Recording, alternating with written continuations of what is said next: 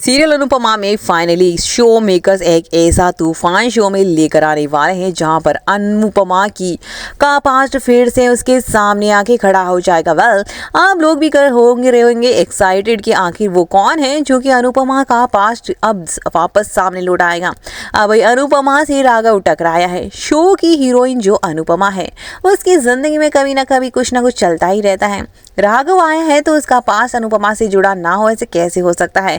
देखने को मिलने वाला है कि पंखुड़ी यानी कि कोठारी परिवार की बेटी जो राघव की पत्नी हुआ करती थी वो नई श्रुति है जो नाम बदलकर अब रह रही है। जी हाँ दोस्तों, आने वाले ट्रैक में देखने को मिलने वाला है कि यहाँ पर वनराज यहाँ पर बहुत ही धमाकेदार एंट्री करने वाला है, जहाँ पर कोई वो नहीं श्रुति उसके साथ नजर आएगी। यहाँ पर बाहर बापू जी के होश उड़ जाते हैं और कोठारी परिवार जो ख्याति के लिए वहां पर पहुंचा होता है।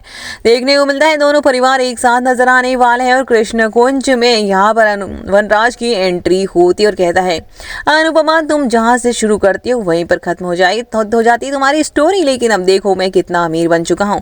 और वनराज काफी धमाकेदार एंट्री करता है और वो काफी अमीर बन चुका है और श्रुति अब कोई और नहीं उसकी वाइफ है। वनराज कहता है कि जो चलो तुमने एक भिखारी को अपना पति बना लिया और वनराज को इस बात का पता भी नहीं होता है कि वो कोई और नहीं उसी की पत्नी का एक्स हस्बैंड है।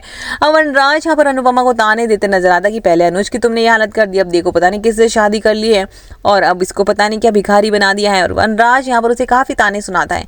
फिर इसके बाद इंट्रोड्यूस करवाता है श्रुति से सबका और कहता है कि ये मेरी पत्नी है। जी हाँ दोस्तों, आने वाले ट्रैक में देखने को मिलेगा कि वनराज श्रुति के साथ वापसी करेगा।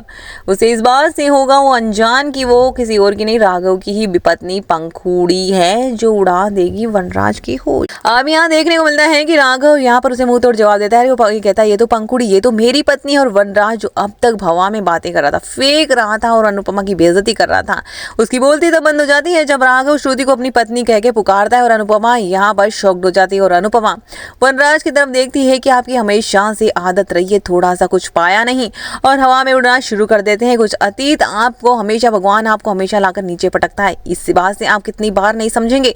देखने को मिलने वाला है कि यहाँ पर फाइनली राघव का और उसकी पत्नी जिंदा पत्नी से होगा सामना और उसने फालतू में सजा भुगती थी, इसका अब जल्द ही अब देखने को मिलेगा कि किस तरह से वो अब फिर से सम्मान की जिंदगी जिएगा, भी अनुपमा की वजह से। तो देखना दिलचस्प होने वाला है कि श्रुति और वनराज की एंट्री कहानी में बहुत ही बड़ा ट्विस्ट लेकर आने वाले हैं।